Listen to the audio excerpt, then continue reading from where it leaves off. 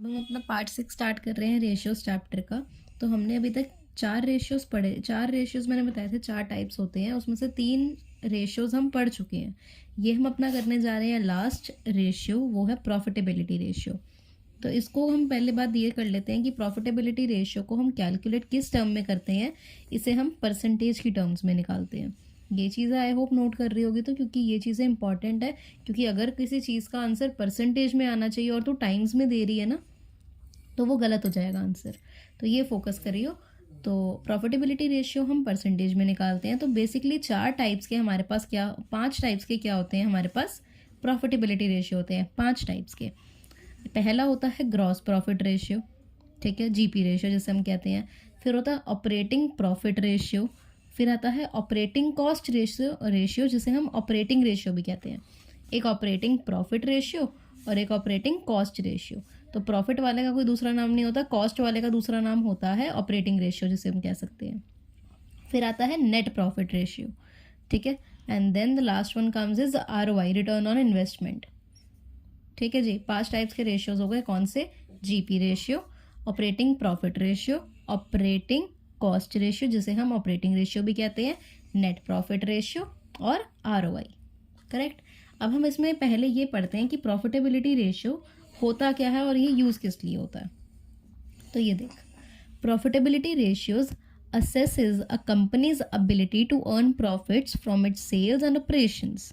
ठीक है, profitability ratio मैंने इससे पहले ही बताया था होता किस लिए, ताकि हम ये एनालाइज कर सकें कि वो कंपनी की कितनी एबिलिटी है, कितना वो प्रॉफिट जनरेट कर रही है, या उसकी ओवरऑल ग्रोथ प्रोस्पेक्ट के चांसेस क्या हैं कि कंपनी आगे फ्यूचर में ग्रो करेगी या नहीं करेगी, कितना उसका मतलब कितनी उसकी सेल्स हो रही है, कितना उसका प्रॉफिट जनरेट हो रहा है उससे। वो चीज़ें हमें प्रॉफिटेबिलिटी रेशियो बताता है। तो अब हम आज करने जा रहे हैं सबसे पहले अपना फर्स्ट रेशियो, ये है जीपी रेशियो। जीपी याद होगा हम कैसे निकालते थे, ये हमने फॉर्मूला करा था ना, sales minus GP equals to COGS। तो ये रेशियो तो जिसमें जीपी आ रहा है तो ये तो आपने याद रखना ही रखना है क्योंकि इसमें वही काम आएगा।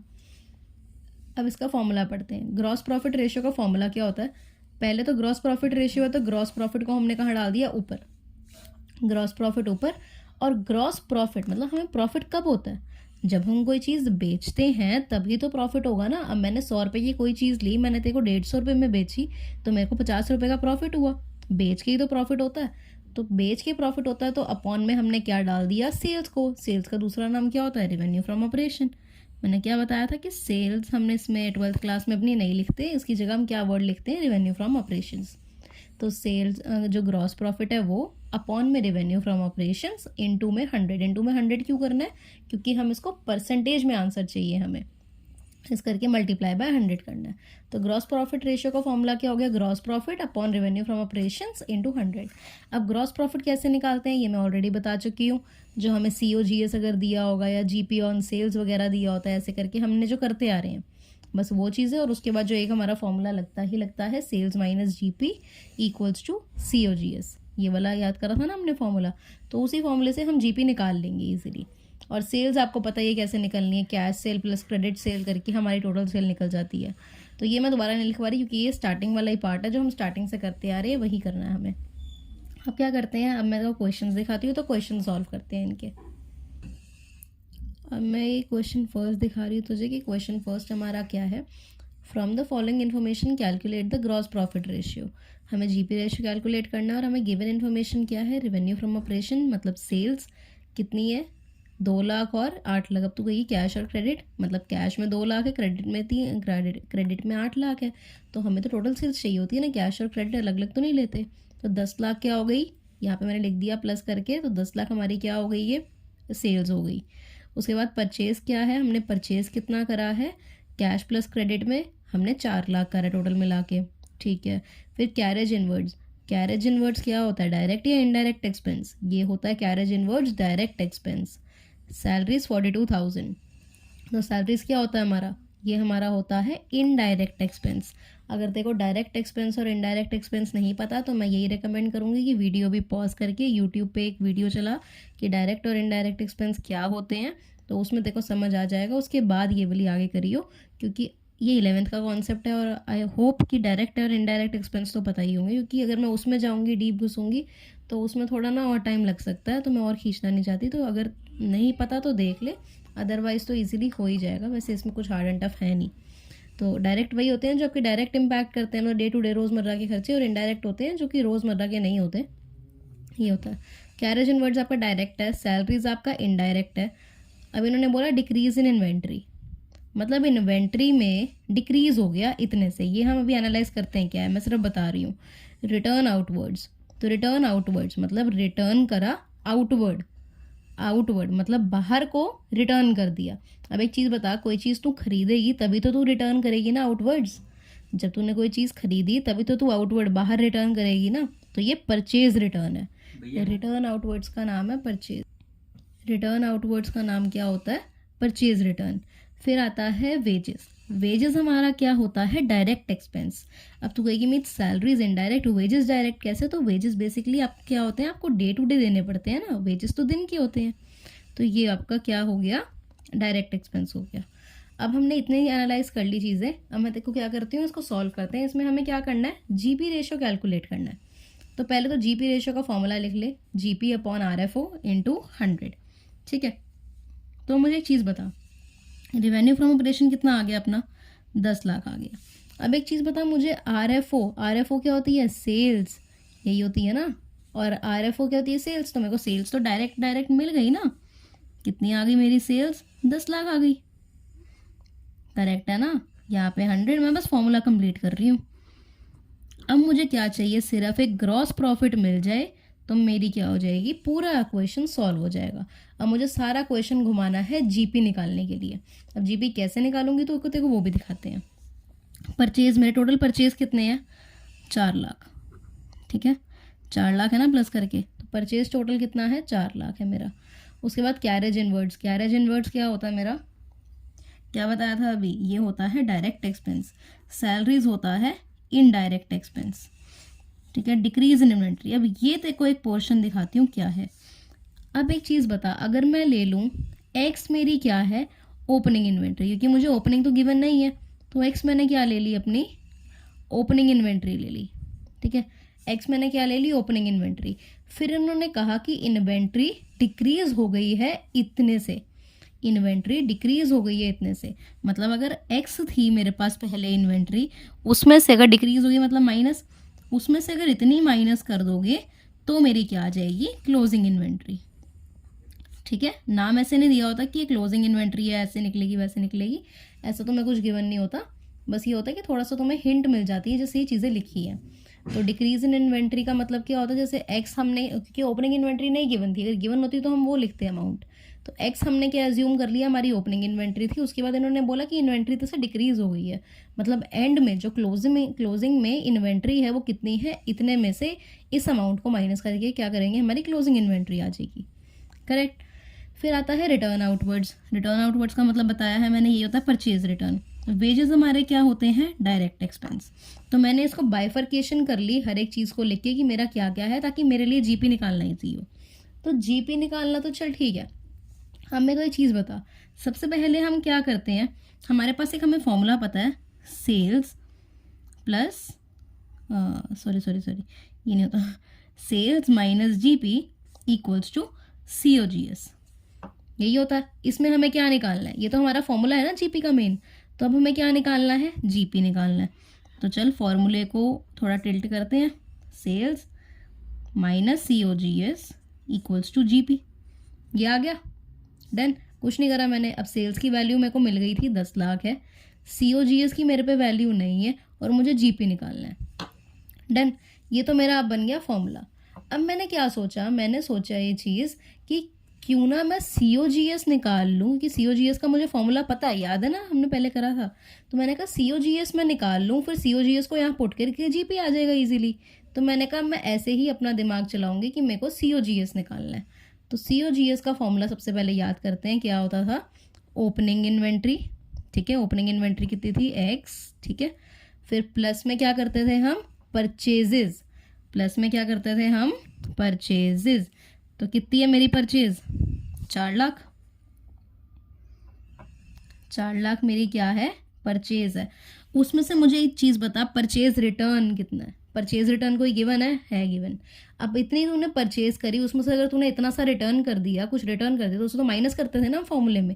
अगर फॉर्मूला नहीं याद, एक बार दोबारा पीछे जाके अपने रजिस्टर में चेक कर, तूने नोट्स जहाँ बनाए हैं वहाँ पे COGS का फॉर्मूला कर। वैसे तो आई होप तेरे को अच्छे से याद होगा, क्योंकि अगर मैंने इतना बोला है तूने देखी हो तो COGS का क्या फॉर्मूला था, हमने ली ओपनिंग इन्वेंट्री प्लस करा परचेजेस, उसमें से अगर परचेज रिटर्न है तो वो माइनस कर दो। मैंने क्या माइनस कर दिया, परचेज रिटर्न 20,000 का था माइनस। फिर क्या करते थे हम, ऐड करते थे डायरेक्ट एक्सपेंसेस। तो प्लस डायरेक्ट एक्सपेंसेस कौन कौन से हैं वर्लिन मेरे पे, एक है 8,000, फिर मेरे पास डायरेक्ट एक्सपेंस कौन सा है 20,000। फिर मैं क्या करती थी, डायरेक्ट एक्सपेंसेस के बाद माइनस करती थी मेरा क्लोजिंग स्टॉक, यही करती थी, माइनस करती थी अपना क्लोजिंग स्टॉक। तो माइनस क्लोजिंग स्टॉक कितना है, क्लोजिंग इन्वेंट्री कितनी है ये, और माइनस में ब्रैकेट में ये लिखूंगी, क्योंकि इतना तो पता ही है ना देखो कि वो साइन चेंज होते हैं फिर अंदर। तो मैंने ये ऐसे डाल दिया, ठीक है। अब मुझे क्या करना है, COGS फाइंड करना है। मैंने पूरा फॉर्मूला पुट कर दिया। अब मैं इजीली क्या करूँगी, बस इसमें वैल्यूज़ पुट करूँगी और मेरे पास आंसर आ जाएगा।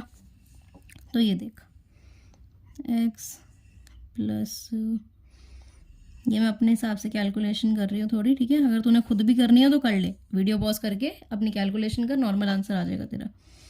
प्लस 122,000, ठीक है। ये हो गया, ये x माइनस, मेरे पास ये आ जाएगी 5,30,000। 5,30,000 मेरा क्या आ जाएगा, COGS। करेक्ट है हरलीन, मेरे पास 5,30,000 COGS आ जाएगा। अगर खुद कैलकुलेशन करेगी तो तेरे को ज़्यादा समझ आएगा।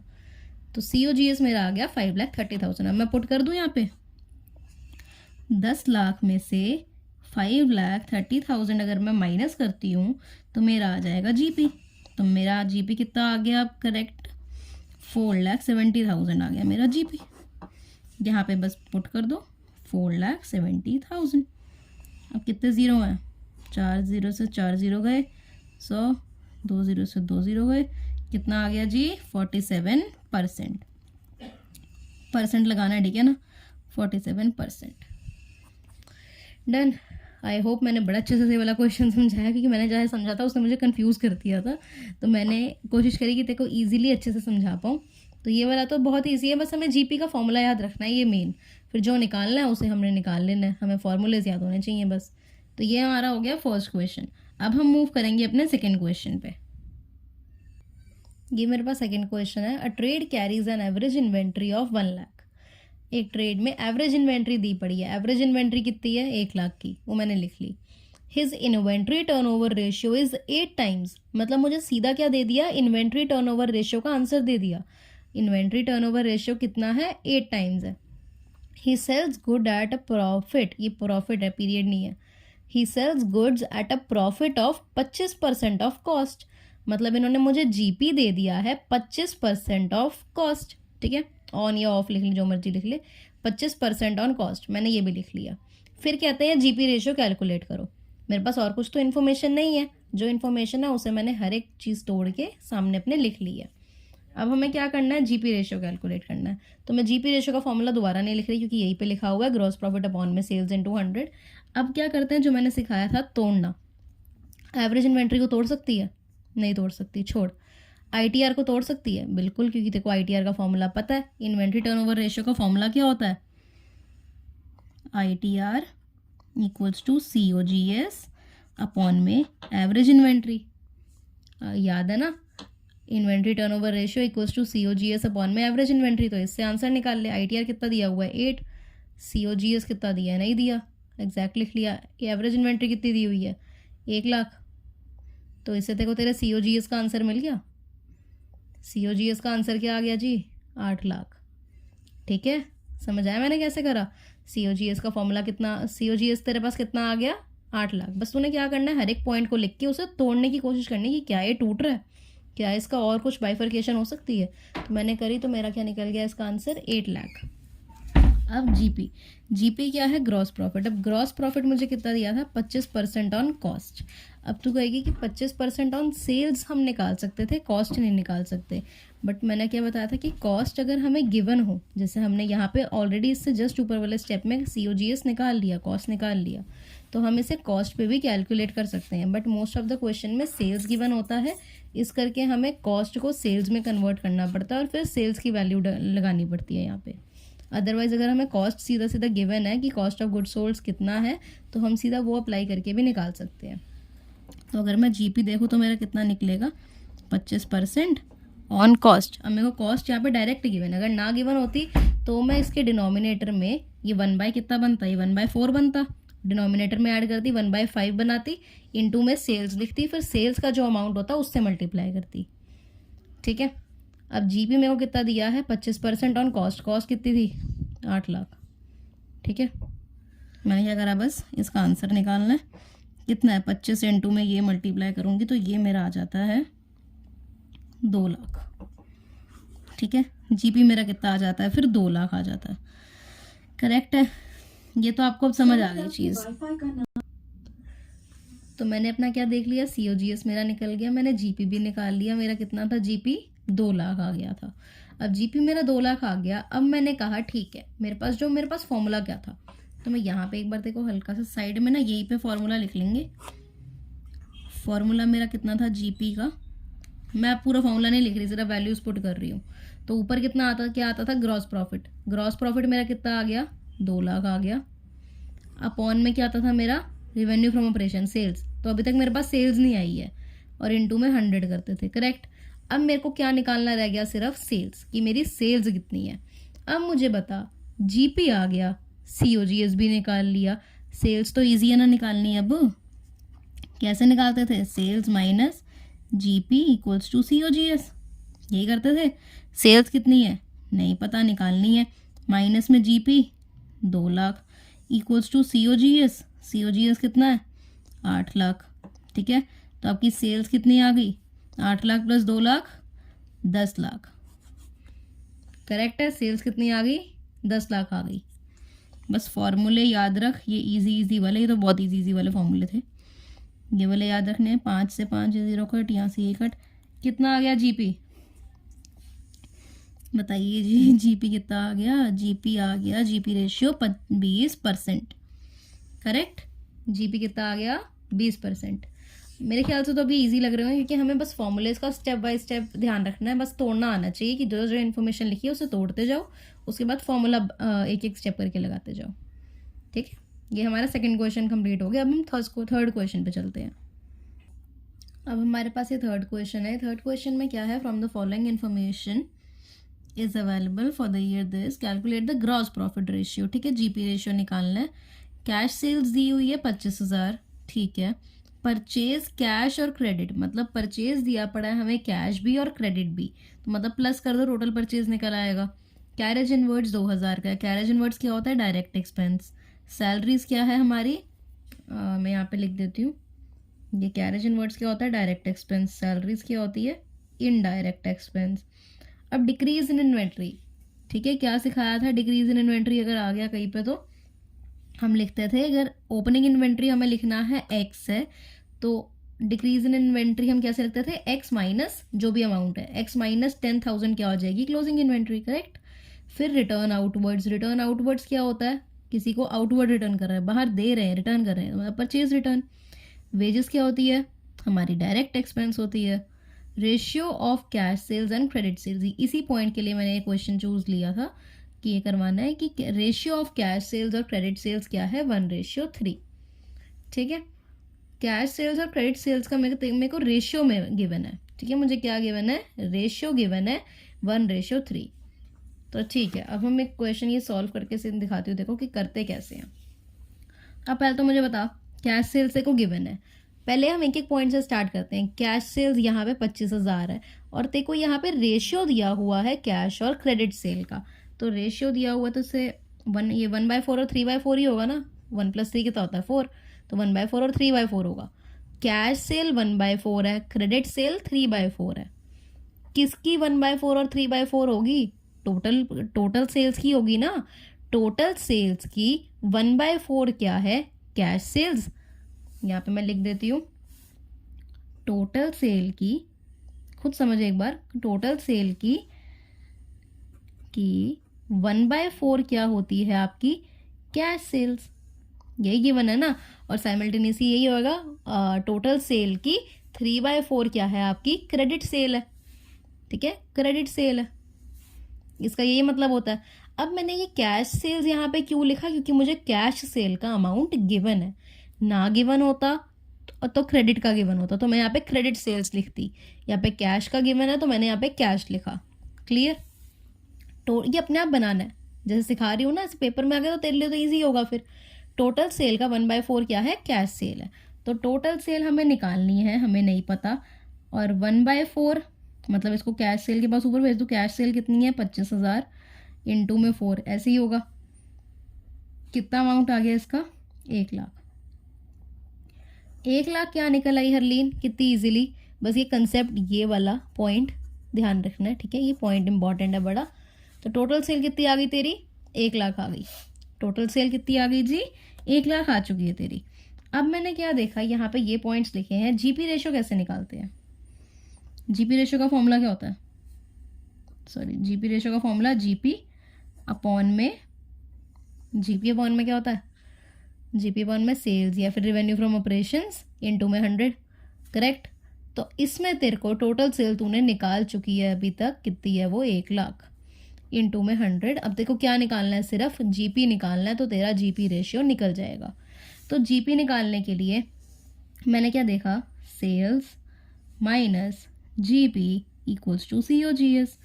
तो फॉर्मूला क्या बना, sales minus COGS equals to GP.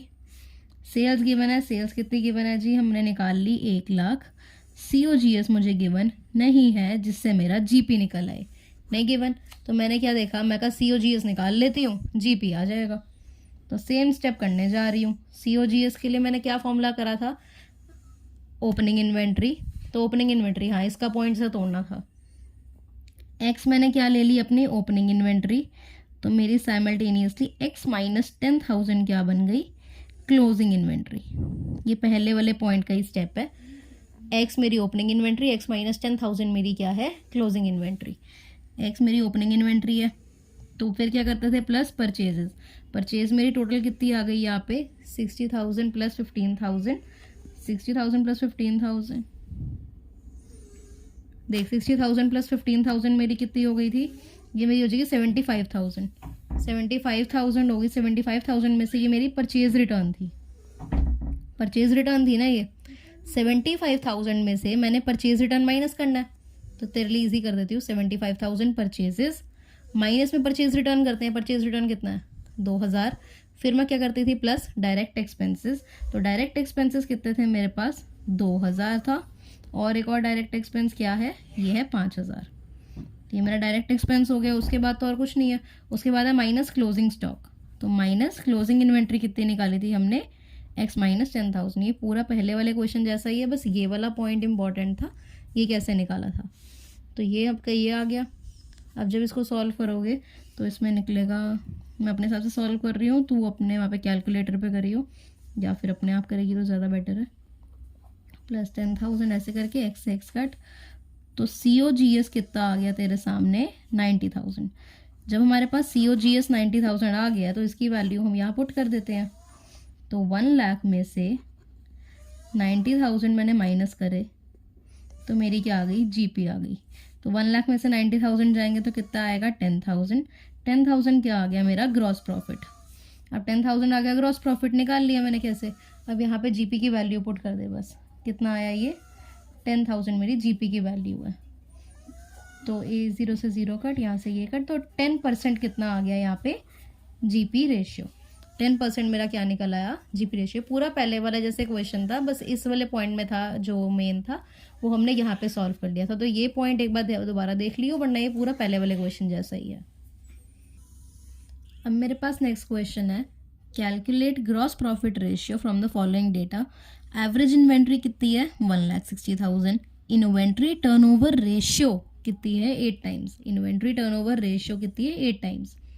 Average trade receivables कितने गिवन है, 2,00,000। फिर बोला है ट्रेड रिसीवेबल टर्नओवर रेशियो, ठीक है, ट्रेड रिसीवेबल टर्नओवर रेशियो भी दी पड़ी है, कितनी है, 6 टाइम्स। फिर बोला है कैश सेल्स है 25% of net sales.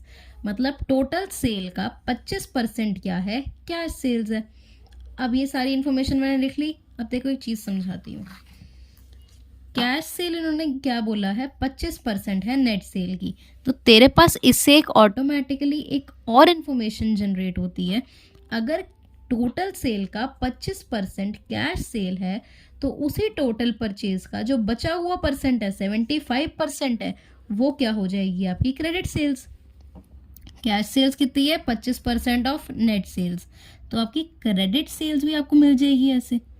Credit sale of course है ना, टोटल सेल्स क्या होता है, कैश प्लस क्रेडिट। कैश अगर 25% है तो बचा हुआ कितना 75% क्या होगी, क्रेडिट सेल्स होगी। तो 75% क्या है, आपकी क्रेडिट सेल्स है। क्रेडिट सेल्स कितनी है, 75% ऑफ नेट सेल्स। करेक्ट, मैंने और कुछ नहीं करा, बस एक इन्फॉर्मेशन अपने आप ही जनरेट करी इनकी गिवन इन्फॉर्मेशन से। अब ये चीज़ समझ आई। अब देखो मैंने क्या सिखाया था, तोड़ना आना चाहिए। एवरेज इन्वेंट्री को नहीं तोड़ सकते, आईटीआर को तोड़ सकते हैं, बिल्कुल आईटीआर को तोड़ सकते हैं ना। आईटीआर को कैसे तोड़ते हैं, इन्वेंट्री टर्नओवर रेशियो का फॉर्मूला क्या होता है, इन्वेंट्री टर्नओवर का रेशियो का फॉर्मूला क्या करा था, अभी करा था ना, COGS अपॉन में एवरेज इन्वेंट्री इंटू में 100, यही सॉरी इंटू में 100 नहीं होता, सिर्फ यही होता था, cost of goods sold upon में average inventory. Inventory turnover ratio का फॉर्मूला, इन्वेंट्री टर्नओवर रेशियो कितनी गिवन है, 8। उसके बाद देखो क्या गिवन था, COGS गिवन है कहीं पे, नहीं गिवन है, ऐसे ही लिख दो। एवरेज इन्वेंट्री गिवन है, हाँ जी गिवन है, 1,60,000। ये क्या आपकी आती है, ITR आ जाएगी। ITR का फॉर्मूला मैंने बस अप्लाई करा, तो COGS तेरे पास डायरेक्टली क्या आ गई है, इसको यहाँ पे भेजेगी मल्टीप्लाई में, तो क्या आ जाएगी हरलीन, ये क्या आ जाएगी मुझे खुद बता, ये अपना खुद ब्रेनस्टॉर्म कर, कितनी आएगी, 12,80,000। करेक्ट है जी। COGS कितना आ गया मेरे पास, 12,80,000। बस मैंने क्या करा, इस फॉर्मूले को खोला और इसमें चीज़ें पुट ऑन करी। एवरेज जो इन्वेंट्री टर्नओवर रेशियो था, इसकी हेल्प से मुझे COGS तो अपना मिल गया। फिर मैंने सोचा मैं इसको भी खोलती हूँ, बट मैंने कहा ये तो खोल ही नहीं सकता, ठीक है ना, ये एवरेज ट्रेड रिसीवेबल थोड़ी खुलता है। फिर मैंने कहा इसको देखते हैं, ये क्या है, ट्रेड रिसीवेबल टर्नओवर रेशियो, ये तो खुलता है जी। तो TR का फॉर्मूला क्या होता है, ट्रेड रिसीवेबल टर्नओवर रेशियो का फॉर्मूला क्या होता है, आपकी नेट क्रेडिट सेल्स अपॉन में एवरेज ट्रेड रिसीवेबल्स। यही करा था ना हमने, ट्रेड रिसीवेबल टर्नओवर रेशियो का formula net credit sales upon में एवरेज ट्रेड रिसीवेबल। तो TR कितना है आपका, सीधे दिया हुआ 6 equals to net credit sales, मुझे तो नहीं पता कितनी है, फिर अपॉन में है मेरा ATR average trade receivable 2 lakh ये, ठीक है। तो आपकी नेट क्रेडिट सेल्स कितनी आ गई है, 12 लाख। नेट क्रेडिट सेल्स कितनी आ गई हरलीन, 12 लाख आपके सामने आपकी नेट क्रेडिट सेल्स आ गई। ओके, इतना हमने क्या करा, बस दोनों फॉर्मूलाज को खोला और हमें एक एक इन्फॉर्मेशन और मिल रही है इनसे, हमने वो भी ले ली। फिर आता है कैश सेल। अब मुझे बता, टोटल सेल कहीं पे गिवन है, नेट सेल्स टोटल सेल कहीं भी क्वेश्चन में गिवन है क्या, हमने जनरेट करी है या क्या हमें ऑलरेडी गिवन थी, नहीं गिवन। क्या कैश सेल्स गिवन है पूरे क्वेश्चन में कि कितनी कैश सेल्स हो रही है, गिवन है, नहीं गिवन। फिर चल मैंने देखा कि इसको तो मैं नहीं खोल सकती क्योंकि ना मुझे 2 इन्फॉर्मेशन है जो मुझे गिवन ही नहीं है, ना नेट सेल्स गिवन है ना कैश सेल गिवन है। अब हम दूसरा एक इन्फॉर्मेशन जो हमने खुद ही बनाई थी वो देखते हैं।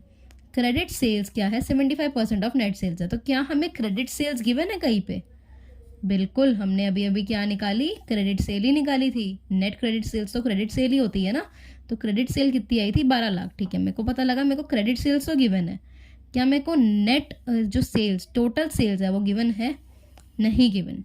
तो अब मुझे पता लग गया यहाँ पे सिर्फ एक वैल्यू गिवन नहीं और ये वैल्यू गिवन है, तो मैं क्या कर सकती हूँ, टोटल सेल्स में निकाल सकती हूँ।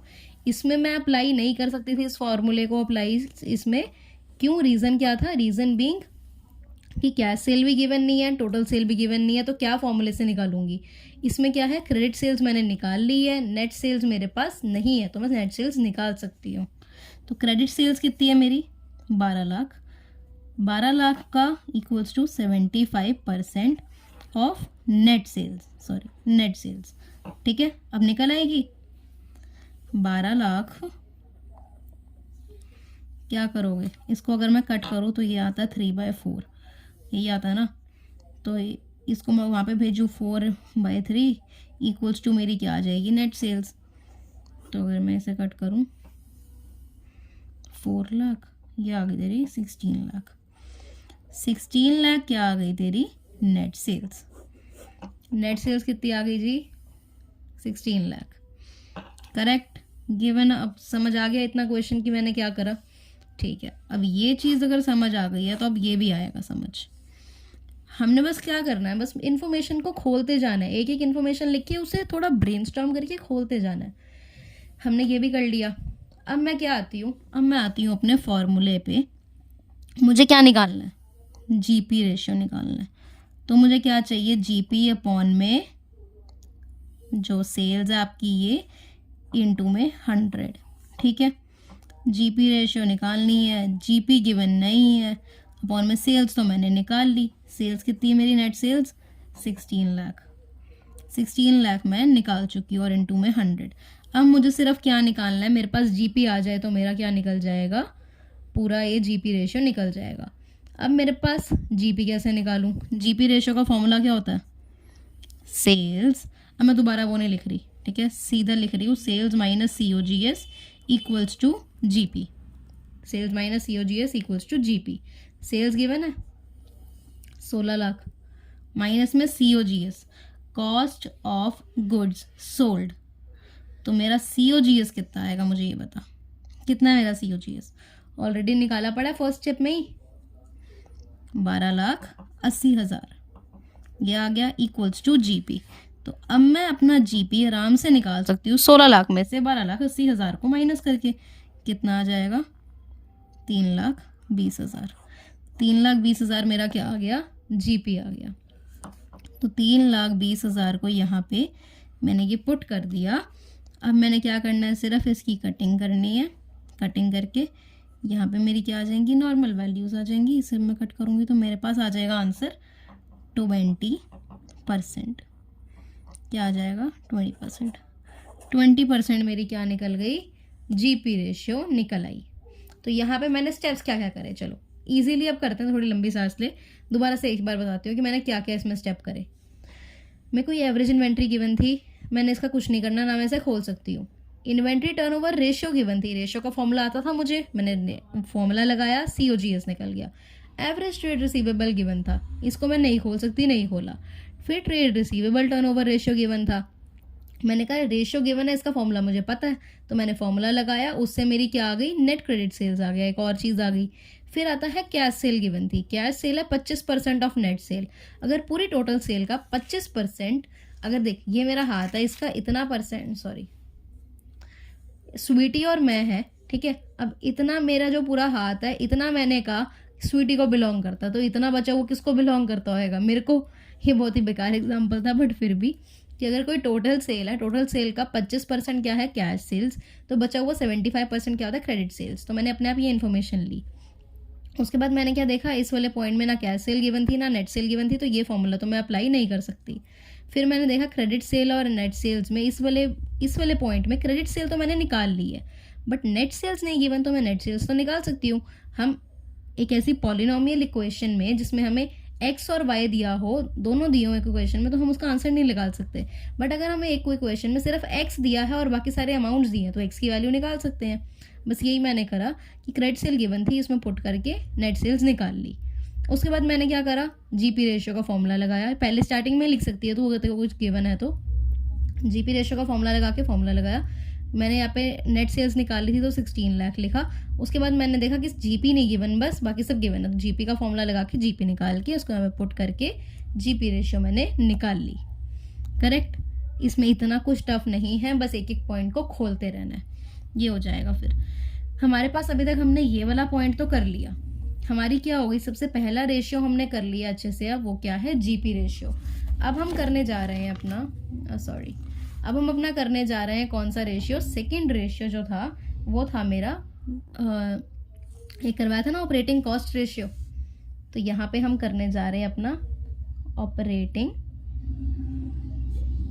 Cost ratio. मैं काम करती हूँ, पहले लिख लेती हूँ वरना टाइम ही लगता रहता ना, काफ़ी बड़ी वीडियो बन जाती है। तो ऑपरेटिंग कॉस्ट रेशियो को क्या बोलते थे? ऑपरेटिंग रेशियो भी बोलते हैं, वो भी मैं तेरे सामने ये भी लिख रही हूँ, ऑपरेटिंग रेशियो भी इसे बोलते हैं। तो इसका फॉर्मूला वगैरह लिखती हूँ। चलिए यार फॉर्मूला मैं सामने ना लिखवा दूँ। ये देख, ऑपरेटिंग कॉस्ट रेशियो को हम ऑपरेटिंग रेशियो भी बोलते हैं और इसका फॉर्मूला क्या होता है? ऑपरेटिंग कॉस्ट अपॉन में रेवेन्यू फ्रॉम ऑपरेशन इनटू में 100। इजी, ठीक है। ऑपरेटिंग कॉस्ट अपॉन में रेवेन्यू फ्रॉम ऑपरेशन इनटू में 100। अब तू कहेगी कि मी तो ऑपरेटिंग कॉस्ट कैसे निकलती है, मैंने तो नहीं सीखी ना तूने सिखाई है। रेवेन्यू फ्रॉम ऑपरेशन तो सेल होती है, मुझे पता है, कैश सेल और क्रेडिट सेल को प्लस करके सेल्स निकल आता है जिसे हम रेवेन्यू फ्रॉम ऑपरेशन कहते हैं। बट ऑपरेटिंग कॉस्ट कैसे निकालूं? तो ऑपरेटिंग कॉस्ट का फॉर्मूला भी एक होता है जो कि आपको याद करना है। ऑपरेटिंग कॉस्ट का फॉर्मूला होता है cost of goods sold plus operating expenses, ठीक है। ऑपरेटिंग कॉस्ट का फॉर्मूला होता है cost of goods sold plus operating expenses. Okay, operating expenses अब सिर्फ 3 टाइप के होते हैं, मेनली जो क्वेश्चंस में आते हैं वो भी लिखवा देती हूँ। एक होता है डेप्रिसिएशन, दूसरा होता है ऑफिस एंड, ऐसे ही लिख के आता है, ऑफिस एंड एडमिनिस्ट्रेशन, ठीक है, ऑफिस एंड एडमिनिस्ट्रेशन। थर्ड आपका होता है या फिर आ जाता है आपका selling and distribution, selling and distribution. Okay जी, ये लो, ठीक है। ऑपरेटिंग कॉस्ट रेशियो का मतलब क्या होता है? Operating ratio. फिर क्या होता है? इसका फॉर्मूला आता है हमारे पास operating ratio, operating cost upon में रेवेन्यू फ्रॉम ऑपरेशन, जिसे हम सेल्स भी कहते हैं, वो इनटू में 100। ऑपरेटिंग कॉस्ट कैसे निकलती है वो देखते हैं। ऑपरेटिंग कॉस्ट निकलती है cost of goods sold plus operating expenses. Operating expenses क्या होते हैं? डेप्रिसिएशन, ऑफिस एंड एडमिनिस्ट्रेशन और सेलिंग एंड डिस्ट्रीब्यूशन। 3 तरीके के ऑपरेटिंग एक्सपेंसेस होते हैं, इसके अलावा कोई नहीं आता। यही 3 होते हैं, डेप्रिसिएशन, ऑफिस एंड एडमिनिस्ट्रेशन और selling and distribution. Cost of goods sold आपको पता है कैसे निकालते हैं, उसका अलग से फॉर्मूला होता है opening stock plus purchases minus purchase return if any plus direct expenses and minus closing stock. Correct, ये आपका क्या हो गया? ऑपरेटिंग कॉस्ट का मैंने देखो फॉर्मूला भी बता दिया। अब हमें जब ये भी मिल गया, ये भी समझ आ गया कैसे निकालते हैं, फॉर्मूले का बेसिक क्रक्स पता लग गया, अब क्वेश्चन करते हैं। अब मेरे पास इसका फर्स्ट क्वेश्चन है, from the following information calculate operating ratio. Revenue from operations given है 6,80,000। Rate of gross profit on cost, मतलब जीपी ऑन कॉस्ट कितना है? 25%। Selling expenses 1,44,000। उसके बाद एडमिनिस्ट्रेटिव एक्सपेंसेस 73,000। ये मैंने चीज़ें लिख ली। अब सबसे पहला मेरा काम क्या आता है? अगर मुझे ऑपरेटिंग रेशियो निकालना है तो पहले मेरा काम है ऑपरेटिंग रेशियो का फॉर्मूला लिखना। क्या होता है? ऑपरेटिंग कॉस्ट अपॉन में रेवेन्यू फ्रॉम ऑपरेशन इनटू में 100। करेक्ट। मुझे क्या निकालना है? Operating ratio. तो इसका फॉर्मूला क्या है? आरएफओ। आरएफओ मुझे एग्जैक्टली गिवन है 6,80,000, लिख लिया, इनटू में 100। ऐसे लिख लिया कर तो बहुत ईजी लगता है कि हमें सिर्फ एक ही चीज़ निकालनी है। अब क्या निकालना है मुझे? ऑपरेटिंग कॉस्ट निकालनी है। मुझे क्या निकालनी है हरदीन? ऑपरेटिंग कॉस्ट निकालनी है। अब ऑपरेटिंग कॉस्ट का फॉर्मूला मैंने देखो क्या बताया था, cost of goods sold plus operating expenses, COGS plus operating expenses. तो इस क्वेश्चन में COGS गिवन है कहीं पे? देखो नहीं गिवन ना। देखो इतना पता है कि इस पॉइंट को यूज़ करके मेरा COGS मैं निकाल सकती हूँ, बट अभी निकाला नहीं हुआ मैंने, तो COGS मैंने ऐसे ही लिख दिया। प्लस क्या लिखना है? Operating expenses. तो मैंने 3 नाम बताए हैं, यहाँ पे क्या आ गए? 2 क्या आ गए मेरे? ऑपरेटिंग एक्सपेंसेस आ गए। तो ऑपरेटिंग एक्सपेंसेस का सीधा सीधा अमाउंट लिख दो, 1,44,000 प्लस 73,000। ये तेरे पास दोनों ऑपरेटिंग एक्सपेंसेस आ गए। बट अब मैंने क्या करा? मैंने कहा मुझे COGS नहीं गिवन, मुझे फॉर्मूले को कंप्लीट करना है जिससे मेरा ऑपरेटिंग कॉस्ट आ जाए। तो मैंने क्या करा? COGS निकालने के लिए एक तरीका सोचा कि मैं COGS पहले निकालूंगी। तो COGS कैसे निकालने का? GP on cost. GP आपको गिवन है, ये ऐसे COGS निकालने के लिए कर रही हूँ ये चीज़ें। तो GP कितना है मेरा? 25% ऑन कॉस्ट। अब ये कितना होता है? 1/4 होता है, 1/4 ऑन कॉस्ट। अब क्या तुझे COGS कहीं पे गिवन है? तू कहेगी नहीं मीत, वही तो हम निकाल रहे हैं। COGS ही तो हमें निकालना है, ये तो गिवन है नहीं। बट क्या मुझे सेल्स गिवन है, मुझे सेल्स गिवन है कितनी है 6,80,000, तो मुझे 1/4 ऑन कॉस्ट दिया हुआ है ये GP, तो मैं GP को सेल्स में कन्वर्ट कर लूँगी। तो मैं कैसे GP को कन्वर्ट करूँगी, जैसे पता ही है हमें GP कितना बन जाएगा, +1 कर देते हैं डिनोमिनेटर में, 1/5 ऑन सेल्स बन जाएगा। ठीक है, तो आपका GP कितना आ जाएगा 1/5 ऑफ 6,80,000, करेक्ट, ये आपका आ जाएगा। जब आप इसे सॉल्व करोगे तो आपका GP कितना निकल आएगा, GP निकल के आएगा 13 ये आ जाएगा आपका 1,36,000। ठीक है, 1,36,000 आपका क्या आ जाएगा, GP आ जाएगा। अब जब GP आ गया तेरे पास, तूने क्या निकालना है, COGS। अब हम अपना वही स्टैंडर्ड फॉर्मूला यूज़ करेंगे, sales minus GP equals to COGS।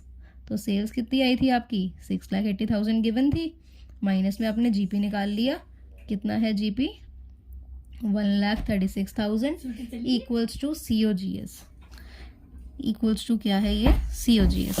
इसको आप माइनस करोगे, यहाँ पे मेरा क्या आ जाएगा, COGS आ जाएगा। 6,80,000 में से मैंने 1,36,000 माइनस करने हैं, वो आंसर आएगा 5,44,000। तो ये आपका क्या आ जाएगा, COGS निकाल लिया मैंने। आई थिंक अभी इजी लग रहा होगा हर्लीन, क्योंकि हमें बस इन्फॉर्मेशन, ये वाला तो बहुत इजी लग रहा होगा, अब इन्फॉर्मेशन बस खोलनी है। तो COGS आपका आ गया 5,44,000। अब COGS की वैल्यू बस यहाँ पुट करनी, सॉरी COGS की यहाँ नहीं करनी, COGS की यहाँ पुट करनी है। कितना आया 5,44,000 प्लस 1,44,000 प्लस 73,000 इक्वल्स टू आपका क्या है, कितना आ गया आपकी ऑपरेटिंग कॉस्ट। ये आपकी ऑपरेटिंग कॉस्ट आ जाएगी 7,61,000। 7,60,000 क्या, 7,61,000 आपकी आ गई ऑपरेटिंग कॉस्ट। ऑपरेटिंग कॉस्ट को यहाँ पे पुट कर देना, ये आ जाएगी 7,61,000 यहाँ। अब इसे जब हमने सॉल्व करना है, इसके बस ये ज़ीरो कटिंग ही करनी है, ये 2 0 से 2 0 कट, यहाँ पे ये कटिंग करके ये आंसर एक पॉइंट में आएगा, 111.91% आ जाएगा इसका आंसर। ठीक है, ये वाला आंसर आ जाएगा। तो ये क्वेश्चन हमारा हो गया, इसमें हमें कुछ नहीं था, बस ऑपरेटिंग कॉस्ट निकाल के GP वगैरह कैलकुलेट करना था, तो उससे हमारा ऑपरेटिंग रेशियो आ जाएगा। अब सेकंड क्वेश्चन पे चलते हैं। अब इस पार्ट 6 का ना, मैं ये पार्ट A है, पार्ट B बनाऊंगी, क्योंकि इसमें ना अभी टाइम लिमिट एक्सीड हो गई है, तो वो पार्ट B देखियो।